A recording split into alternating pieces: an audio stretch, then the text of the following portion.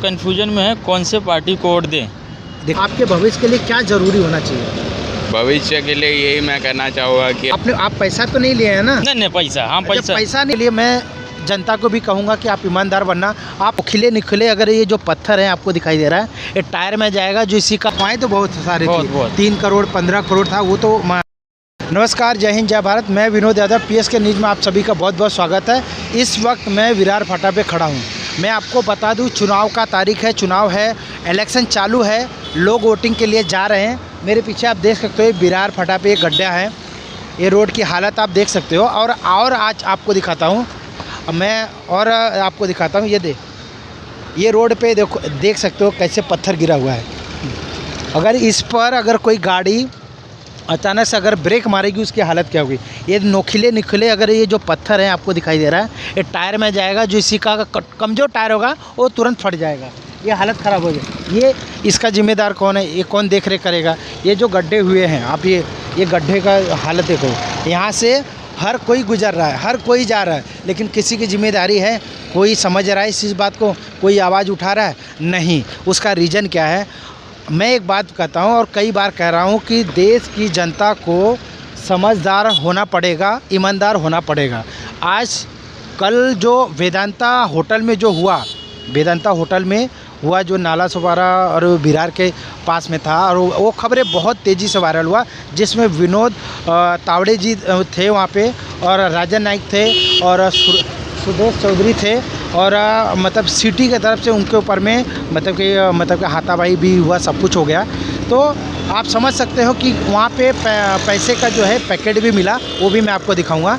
इस हिसाब से मतलब कि जनता अगर पैसा ले रही है, वोट डालने का पैसा ले रही है, तो इसका मतलब भी कहीं ना कहीं जनता भी इसमें शामिल है। तो जनता को मतलब कि इसमें ईमानदार बनना पड़ेगा, और जब जनता ईमानदार बनेगी तब ये हालत सुधरेगा। ये तो मैंने आपको छोटा सा दिखाया, छोटा सा ना। और ये जो आप ब्रिज देख रहे हो ना, ये समय मुंबई और गुजरात हाईवे रोड है, मुंबई गुजरात हाईवे, अहमदाबाद जिसको बोलते हैं, मुंबई अहमदाबाद, ये हाईवे है। और यहाँ से कनेक्टिविटी आपको बता दूँ, ये जो रोड है ये पूरा विरार शहर में जाता है, मतलब विरार सिटी, मतलब आप बोलेंगे तो अरनाला वगैरह सब कुछ कनेक्ट करता है। यहाँ से विरार स्टेशन आप चले जाओ, ये सीधा ये हाईवे रोड है। और हाईवे का आगे भी अगर आपको रास्ता मैं दिखाऊंगा, अगर अगले वीडियो में मैं आपको दिखाऊंगा कि इस हाईवे रोड की हालत क्या है, ये भी मैं आपको दिखा दूँ। जहाँ पे बड़े बड़े होटल हैं, बड़े लोगों का ऑफिस है, ठीक है, वहाँ की भी हालत आपको दिखाऊँगा। ये था मेरा दिखाना।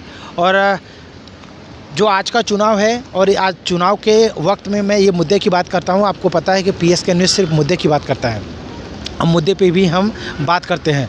और मुद्दे पे बात करते करते जब मतलब कि बहुत सारे लोग ऐसे हैं कि उन्हें बुरा लगता है कि मुद्दे का सवाल क्यों उठते रहें। पत्रकार साहब, क्या हमने एक आपका वीडियो देखा है, वो वीडियो हमको बहुत अच्छा लगा है। कौन सा वीडियो देखा आपने? हमने वो वोटिंग के बारे में देखा है। अच्छा, कहाँ देखा आपने? आपके चैनल पे देखा है। अच्छा। हाँ। तो हम भी वोटिंग करने जा रहे हैं, तो हम कंफ्यूजन में है कौन से पार्टी को वोट दें। देखिए, वोट करना ये आपका विचार है।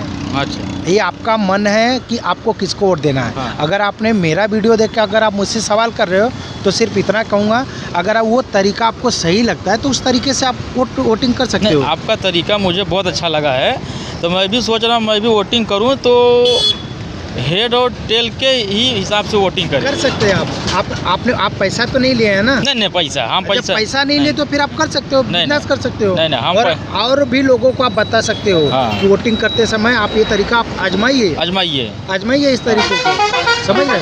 नहीं, सही है, ठीक है। और इसमें क्या है कि नेता देखो किसी के है नहीं। हाँ, नेता किसी के है नहीं। अभी यही है, आप देखिए, यही देखिए, ये गड्ढे की हालत आप देख सकते हैं। ये पत्थर पड़ा, ये देख लीजिए। आप क्या करते हैं? हम तो गाड़ी चलाते हैं ना, तो आप ड्राइवर हो तो आप बखूबी ये समझ सकते हो। नहीं, समझ सकते हैं इससे कितना बड़ा नुकसान तो बहुत बड़ा नुकसान है, उससे तो बहुत बड़ा नुकसान है। लेकिन ये नेता नहीं समझ रहे हैं, ये सब बात। ये हम अपने हिसाब से ही समझेंगे। हाँ। हमको किसको जिताना है। आपको क्या लगता है कि खाली नेताओं की कमी है या जनता की भी कमी है? नहीं, दोनों की कमी है। तो ईमानदारी दोनों को दिखाना है कि एक को दिखाना है? दोनों को, दोनों। अभी जैसे कल वेदांता होटल का आपने सुना होगा। हाँ, सुना, तो वहाँ पे हाँ। पैसे मतलब कि पकड़े गए, वहाँ पे हाथापाई हुआ। हाँ। जो कि बहुजन विकास आघाड़ी की तरफ से हितेंद्र ठाकुर अप्पा वहाँ पे खड़े थे, हाँ। है ना, उन्होंने हाथापाई किया, सब कुछ हुआ। हाँ। तो वो जो पैकेट का पैसा है मेरे स्क्रीन पे दिखेगा अभी आपको, हाँ। कि पैसे का पैकेट भी वहाँ पे मिला, बैग मिला। अब वो अफवाहें तो बहुत सारी थी, 3 करोड़ 15 करोड़ था, वो तो सबूत नहीं है तो कुछ नहीं, लेकिन एक बैग में छोटा दिखा थोड़ा बहुत। अब वो जो भी पैसा रहेगा वो तो इलेक्शन बूथ के जो लोग भी पकड़े हैं, वो काउंट किए हैं, वही बता सकते, वही बता। ठीक है। तो इस आधार पे वो तो जनता पैसा ले रही, तभी तो वो वहाँ पे हुआ ना। हाँ। वो पैकेट बन के जा रहा। हाँ। तो जनता को ईमानदार होना चाहिए कि नहीं होना चाहिए? होना चाहिए, होना चाहिए। चलिए हम लोग साइड में हो जाते हैं, गाड़ी घोड़ा जाने देते हैं। ये भैया यहाँ भी आप देख लीजिए कि ये जो है किनारा है रोड का। ये बाबू जरा साइड में हो जाओ, ये देख सकते हो कितने गिट्टी पत्थर, इसका कोई मरम्मत नहीं है। कैसा मतलब कि क्या है ये समाज, और समाज क्या चाहता है, और समाज के जो लीडर हैं। अब मैं लीडर की बात करूँ तो प्रधानमंत्री जी हैं, मुख्यमंत्री हैं, राष्ट्रपति हैं, जो है कि सांसद है, विधायक है, और आमदार हैं, खासदार हैं। ये लोग मतलब अपनी जिम्मेदारी कब निभाएंगे? क्या सिर्फ पैसा ही बनाना चाहेंगे, पैसा ही बनाते रहेंगे, कि कार्य भी करेंगे? अब कार्य करने के लिए मैं जनता को भी कहूँगा कि आप ईमानदार बनना। आप लोग एक तरफ से मुझे खाली बताइए, जनता ईमानदार होना चाहिए कि नहीं? होना चाहिए, बिल्कुल होना चाहिए। आप क्या करते हो? हमारा यहाँ पे दुकान है। क्या नाम हुआ आपका? यशपाल। यशपाल। तो आप पढ़ाई करते हो? हाँ। कौन से कॉलेज में? 12वीं कॉलेज। अच्छा, आप 12वीं में पढ़ते हो। आप नई पीढ़ी का, नई जनरेशन के हो, तो आप बताओ कि आपके भविष्य के लिए क्या ज़रूरी होना चाहिए?